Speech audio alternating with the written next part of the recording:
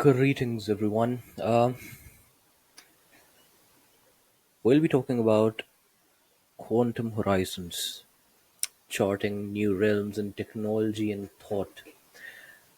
And before anything else, I'd like to begin with talking about the allure of quantum mechanics. What about it captivates me or has intrigued me for quite over a few years now? Well, the thing about quantum mechanics, or more so quantum computing, is how it tries to surpass our existing frameworks and beliefs about the nature and essence of technology at large. What I mean about what I mean with that is it has always been the case that computing or the technical application part has been always thought of as being very formulative or intuitive. The word quantum entirely changes that. It brings about a new school of thought which challenges the intuitive. In regards to the quantum realm, the counterintuitive has to become the intuitive in order to better execute the objective and goal at hand. And this sort of juxtaposition was what intrigued me about it. Apart from that, there was I was always a pop culture fan, very intrigued by the sci-fi genre and the um, concepts of temporal manipulation, multiverse, or I mean, Iron Man inspired quite a heck a lot in me, and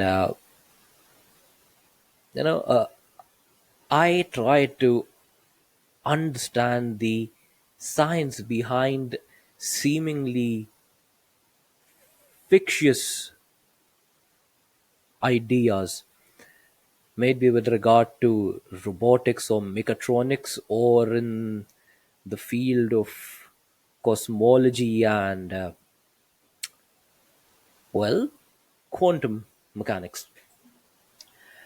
And this, in particular, was the allure of the quantum world to me. I find it to be a very explicit key towards the gateway that would lead humanity into towards a tomorrow that we might not have expected to enter as we are right now. Now, that was quite a lot of words thrown there. What I mean by that is, I did go over how the counterintuitive is the intuitive in regards to the quantum world, but what it also means is that we have a tendency as people to think that we can see far enough down the line what the future might hold. We try to extrapolate the possibility of tomorrow from our past and the data points that we perceive from all around us in the present. But the interesting thing with that is that no man can ever see as far enough as they think they do. And that is something that makes you question about what we are capable of as a species who can think and build and create. Now, when we talk about creating, there obviously comes the work that we have been putting into trying to create synthetic life. And part of it is trying to mimic the human brain. Well, it is mostly trying to build the human brain, but we aren't advanced enough to pull that off just yet. So we are trying to mimic the workings of the human brain. And the fields that it entails or constitutes are primarily, well, machine learning, artificial intelligence, deep learning, AI, right? We've got AI, and then there's a precedence of, well, probably synthetic sciences, where we try to find, where you try to use the interface between biology and computing. So there's that way for sure, but let's look at AI for right now. Even in AI, there's this specific subfield, which is the field of deep learning and neural networks that allows us to use the intricacies of mathematic principles and the algorithms of classical computing, machine learning, classical machine learning, to mimic the human brain. And how we do that is by, well, doing a ton of rough work. What I mean by doing a ton of rough work is that, well, whatever is going into trying to mimic the functions of the human brain is essentially just done a lot of calculations based upon, well, algebra, probability, statistics, and more, but primarily these things. And we do this rough work in, well, different pages, and we term those as layers. We have got multiple layers in a single neural network, in a single framework of this structure that we are trying to build.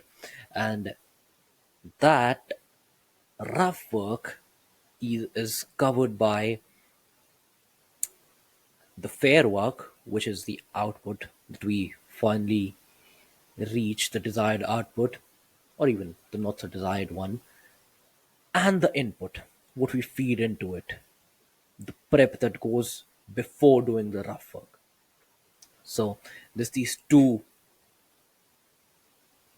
there's these two gateways at the very start and then at the end, and then in between them there is just a ton lot of calculations and formulations going all around. And how this works is, well, it's all connected.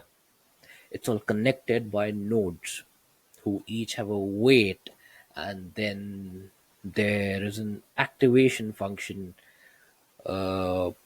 exceeding which they trigger the nodes to fire. Neurons fire, the nodes fire, and they perform a specific designated operation. And then all these different operations, they work as operands for the rough work that we'll be conducting on the second page.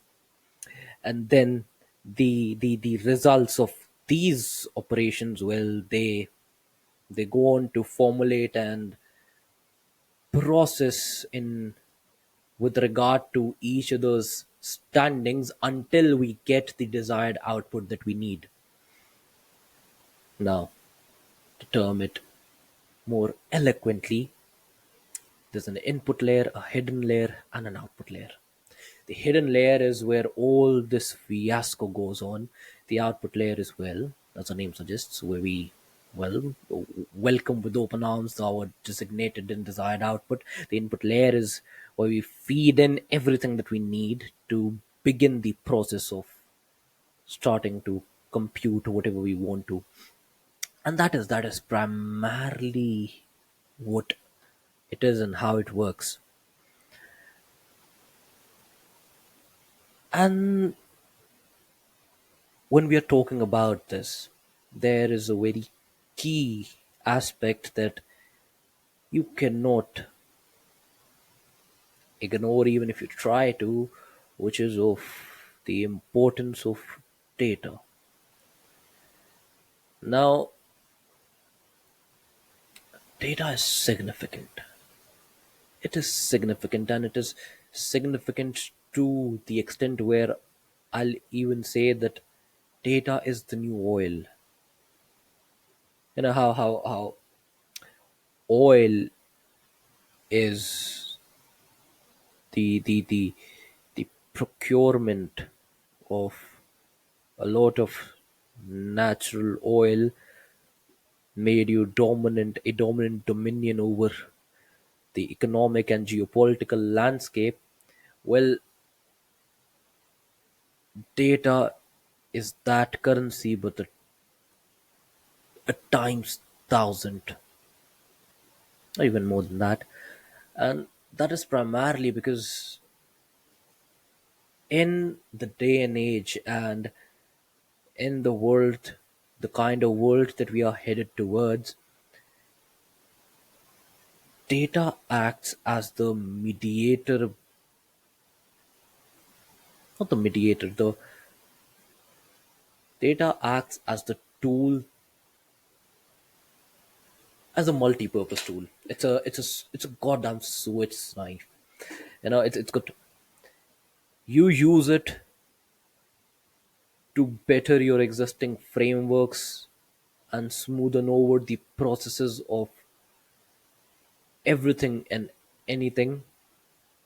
You may also use it to win wars and maybe even prevent them from happening by using it as a deterrent. And remember when I talked about how no man sees far enough than they think they do? Well, there is this another aspect of the double edged nature of science and technology, maybe with the nuclear dominion, or now with the emergence of advancement in robotics and AI. But the truth of the matter is that science has always been and potentially always will be harnessed into more than a single way. Will be harnessed into more than a single way. With nuclear technology, we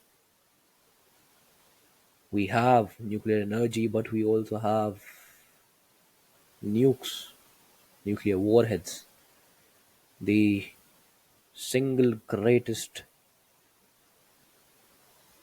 creation of mankind that holds the possibility to decimate it in the very same breath. And you say that, it comes off as something which is a grand exception. It isn't. We solve problems. That is why we have been able to survive for however long we have as a species. The species, pardon me. And when you talk about solving problems, the thing with problems is that there is no end to problems. There neither is ever going to be an end towards them.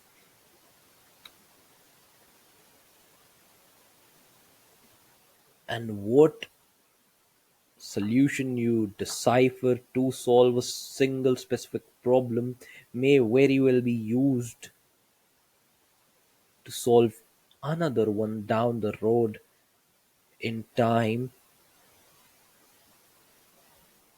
with a little tweaks and modifications made to it.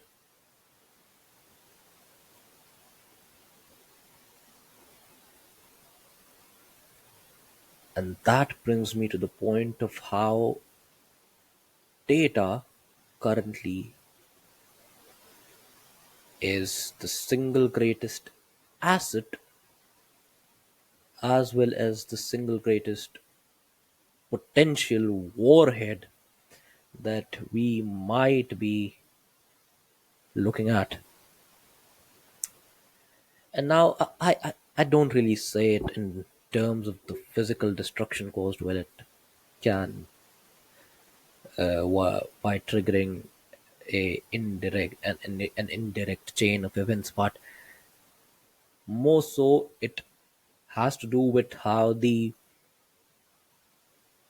way of warfare is changing.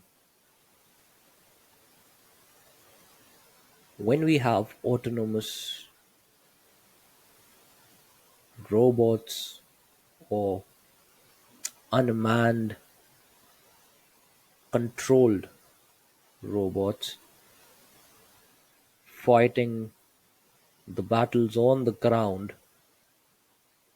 we have an issue where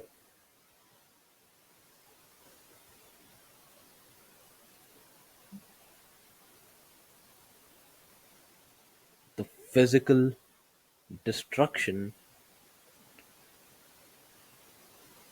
won't be a big enough deterrent to de escalate any war.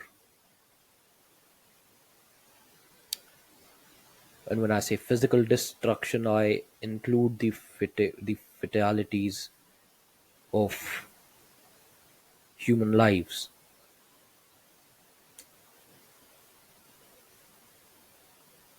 And that is because, and that makes the entire prospect of fighting on ground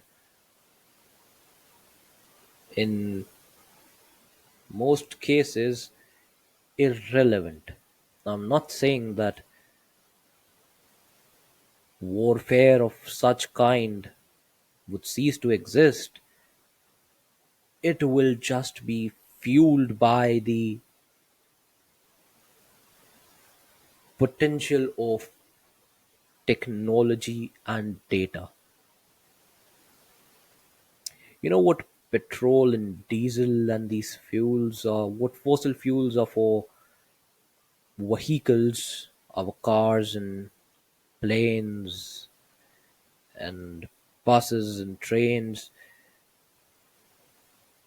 Data is that for machines, especially when we talk about intelligent machines to whatever extent we speak of. And that brings me to the point of talking about data but on steroids, AI but on steroids, and aka the quantum technology. Now, what people generally get wrong about the world of quantum computing and quantum technology as of now is that it is some sort of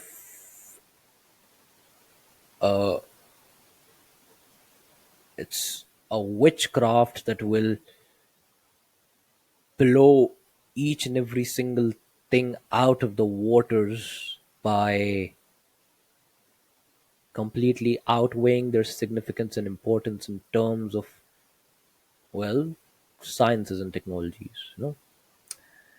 That is not true. What we found with quantum computing is that it is really, really good at solving specific cases while may not be as efficient for generic general use, and therefore a purely quantum system might not be able to cover all the fronts to substitute the classical or the currently used frameworks that we utilize to do whatever it is that we do. However, then there are limitations with the said classical systems that only these quantum substitutes, these quantum alternatives can cater to. But the thing is, we do not have to choose between them. We can have both of them. We can have this sweet amalgamation of both worlds with hybrid architectures. And that, for the most part, is what a lot of research is being done towards, to create systems and frameworks that can utilize and harness the best of both worlds, classical and quantum, and cover each and every exposed front in regards to whatever problems may arise pertaining to our solve case. And that is the thing. Just like artificial intelligence and machine learning,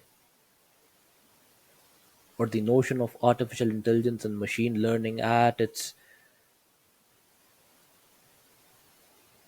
completely realized potential blows out of proportion to the existing non AI frameworks. Quantum machine learning or quantum technology, a hybrid model, blows out of proportion the current only AI methods or the current classical ML solutions. And though that raises a chance for celebration, with us patting ourselves on the back for coming up with such a potent technology and harnessing it to its fullest, it also raises the dilemma and conundrum with regards to how this new technology may be utilized in ways that might not really be very beneficial and prolific to the world. Now,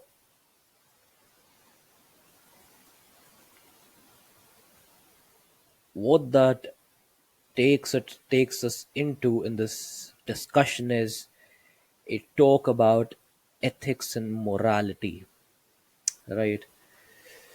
So we can talk about ethics and morality. Well, what are the ethical considerations?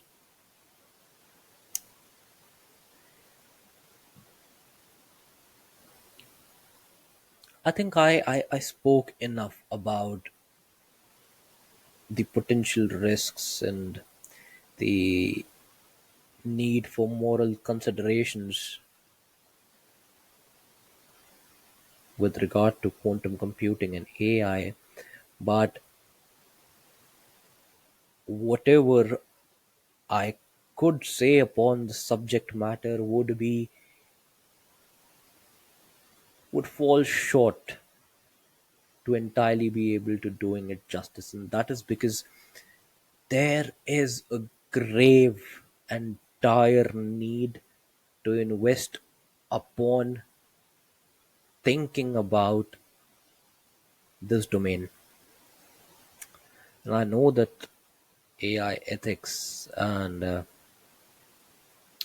law is being worked upon rather rigorously, but needless to say, it has to be worked upon with just as rigor and effort, but at a lot quicker of a pace, not space, pace, right? And that is because the single unfavorable situation that we would want ourselves to land into would be that our reins to put on these horses are not prepared by the time horses turned out to be these wild horses turned out to be in the open outside the fences of the barn, because then we'll have no means to, or means that will drain a lot of our existing resources to control these wild horses. So that was my 2 cents upon the matter of ethics and the ethical dimensions of this topic. I'd really like to expand upon it, probably in some other discussion, but yes, that is all for outlining the significance of its existence in the first place. Because umpteen times you see this behavioral predisposition where these philosophical or ethical discussions are looked at with a lot of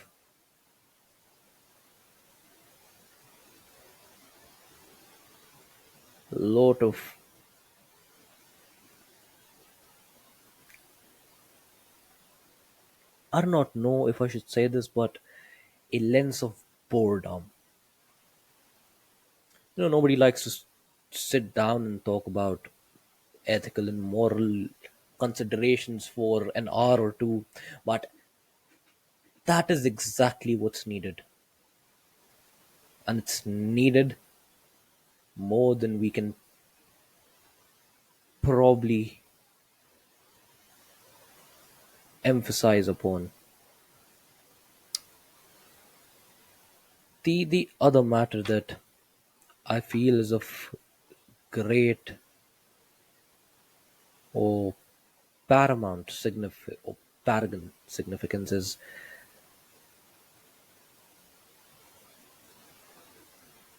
the need for nurturing future leaders in these fields.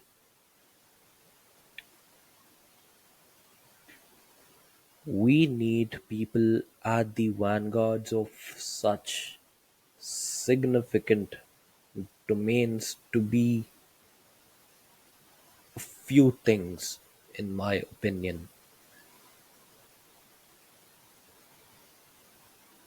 They have to have a long term vision, which most of them do. That is the very reason they are at the vanguards of their particular respective fields in the first place. But with that vision, they also have to have a touch with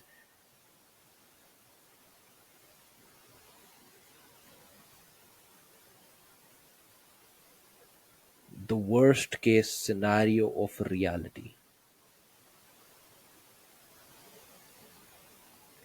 Because that is exactly what will imbue the need or the urgency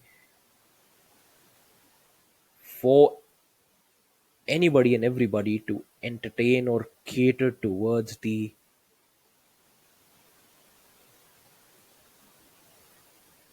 ethical and moral considerations that we were just talking about a minute back.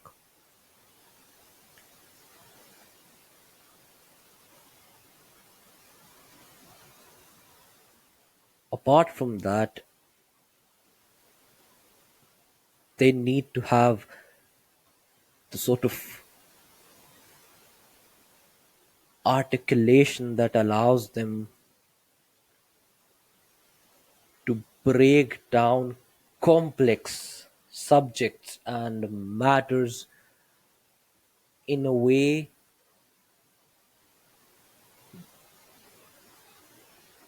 that can be understood by people who have got no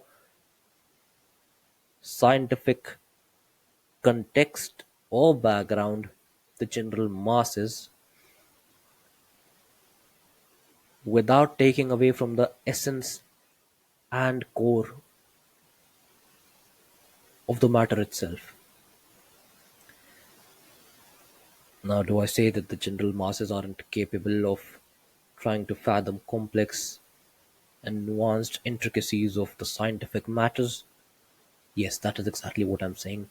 And the ideal type case would be that they were capable and competent enough to do so, but that would again is be betting upon an ideal situation that might come true in years, decades to come, but isn't in the very foreseeable future. And therefore, these scientific leaders and thought leaders have to find a way to harness the skill to bridge the gap between the scientifically competent minority and the scientifically relatively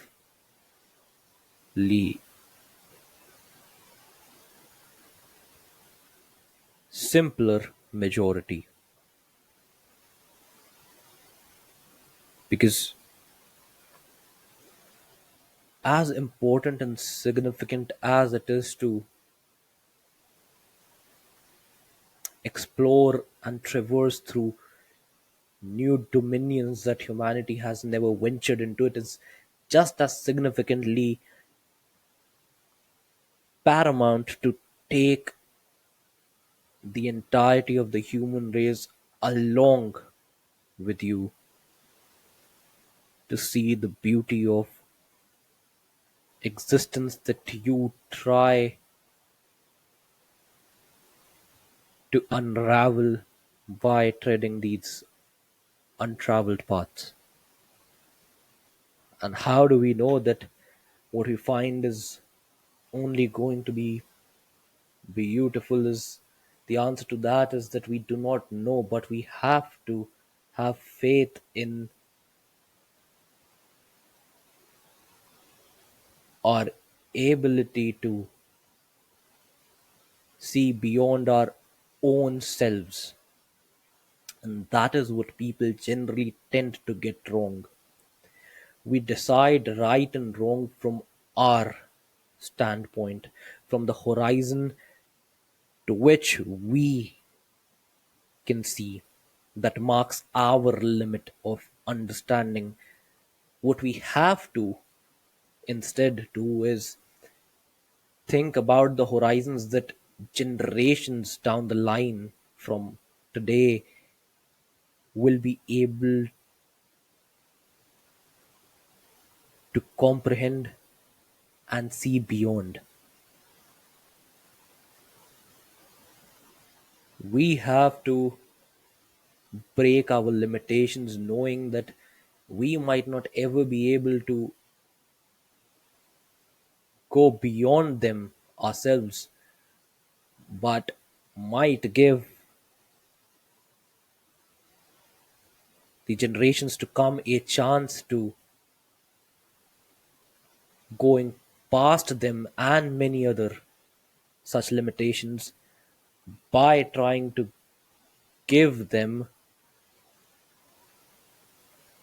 what we found by looking past those limitations, even though we weren't able to actually travel past them ourselves. And that is how we ensure the survival of humanity. Not the human race, but humanity. Because human race may end up surviving and thriving a lot longer after humanity has died. And that takes us onto a philosophical tangent which I might not want to lead my way into in this particular discussion, but that is certainly something that We have to remember the human race and humanity are two different entities.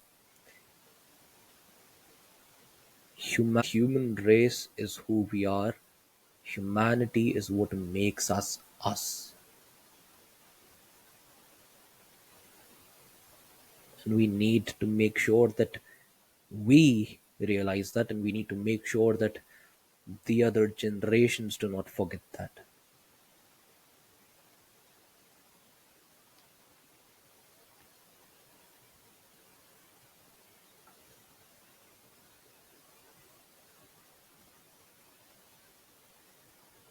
Another aspect that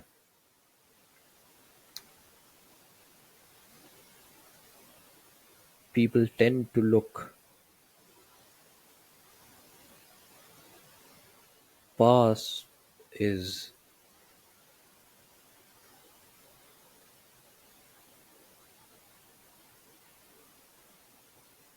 what is the understanding of our own conscious pertain to.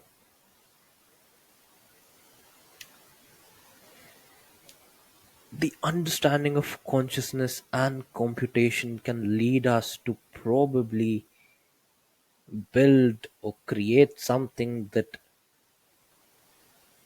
might truly be our greatest creation, our magnum opus. We do not know of a way to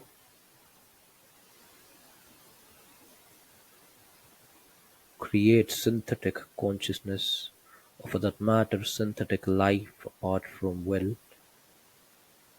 robots, which we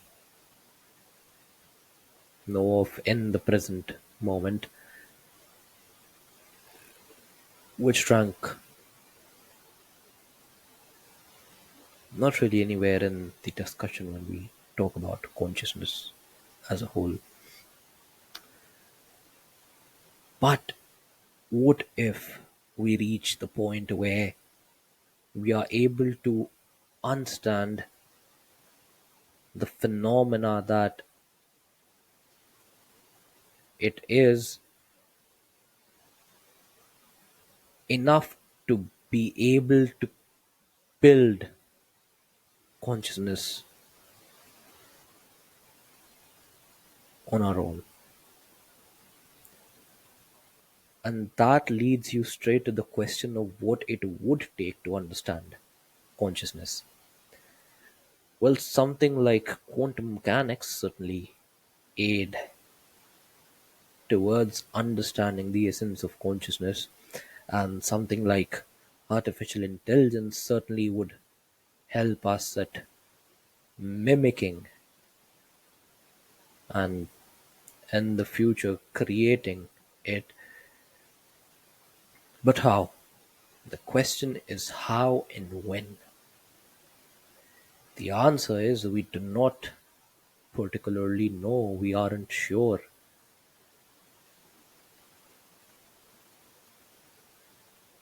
When we talk about consciousness, there comes a inevitable discussion about free will and determinism,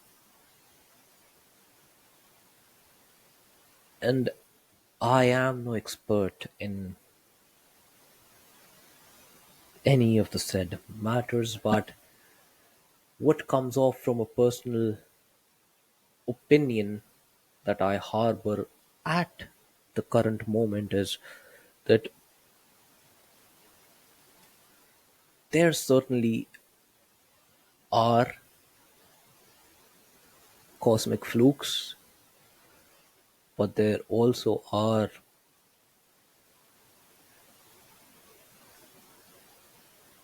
things that in some way or form connected to one another. And as certain as I am that The great magnitude of the philosophical walks that I have taken in this particular discussion might have bored the living soul out of each and every one of you. I am certain enough to say that there is not one single correct standpoint.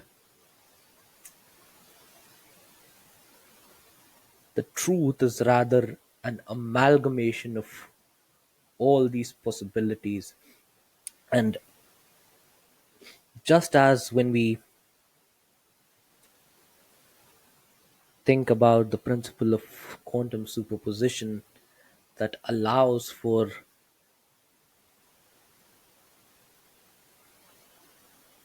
an infinite number of quantum states to exist simultaneously, I believe there indeed are just as many states of truth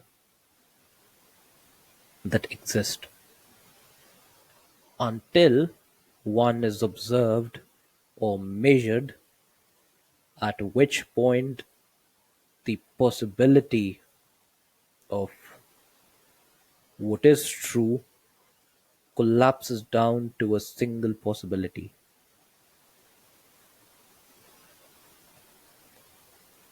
And that would bring us to believe that, well, we all have to then just find our truth. And what I feel to be highly, highly intriguing is that regardless of how many people go out and venture into the world to find their own subjective truth, by some means or the other, each and every single one of them would be connected to each other. The truth of every single finding would, in some way, shape, or form, complete, complement, or coexist with one another.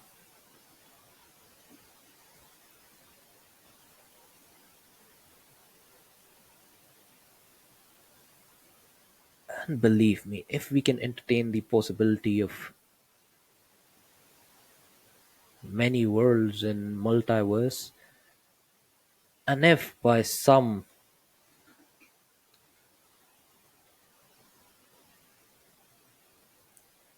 scientific manner we are led towards the discovery of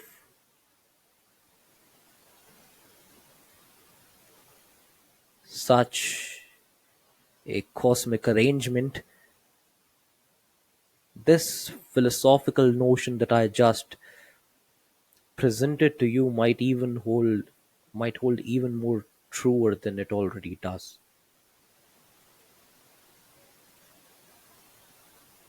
And that is pretty much how one would,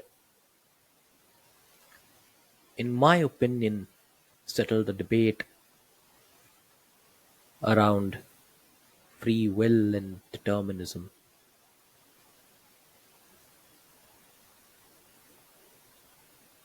But coming back to what we originally started with, the idea of being able to build consciousness.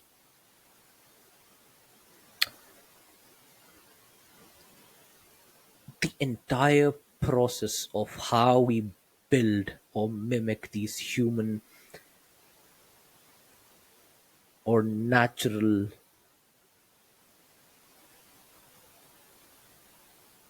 phenomena or the natural existences with the help of mathematical concepts, principles, and tools. We utilize mathematical frameworks to create or even have the slightest chance and possibility at trying to do a speck of what nature did.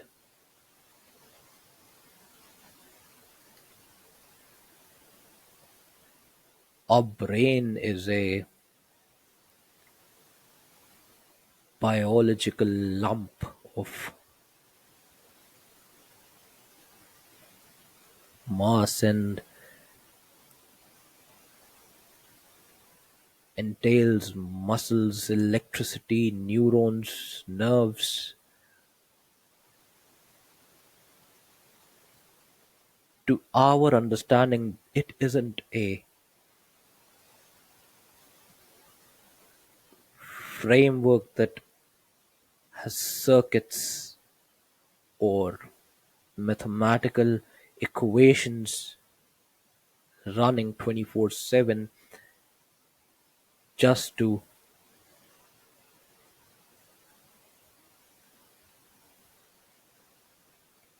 do what it does. It doesn't work that way. Our brains work the way they do because they do, simply.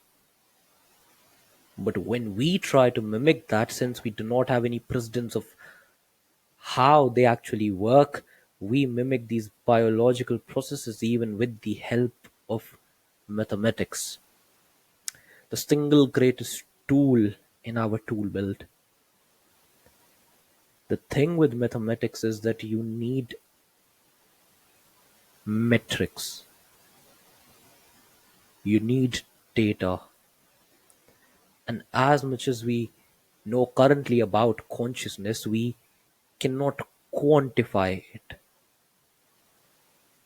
not to the extent that we would need to in order to apply mathematical algorithms and logic to be able to build something is that has even the slightest edge at mimicking what its natural counterpart is able to accomplish.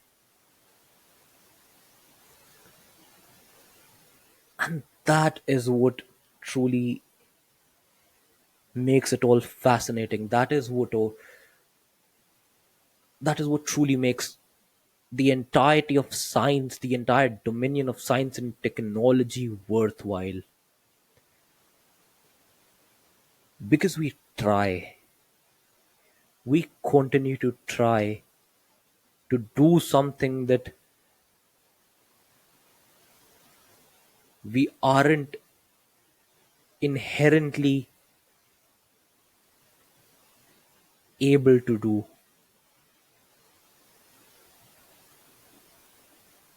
Humans aren't inherently able to fly. Science and technology that allows us to do that. We aren't inherently able to traverse through the cosmic brilliance of outer space. Science and technology allowed us to do that. And there can be cited a gazillion more examples and instances of what science and technology have aided us at doing, regardless of our inherent inability to do so.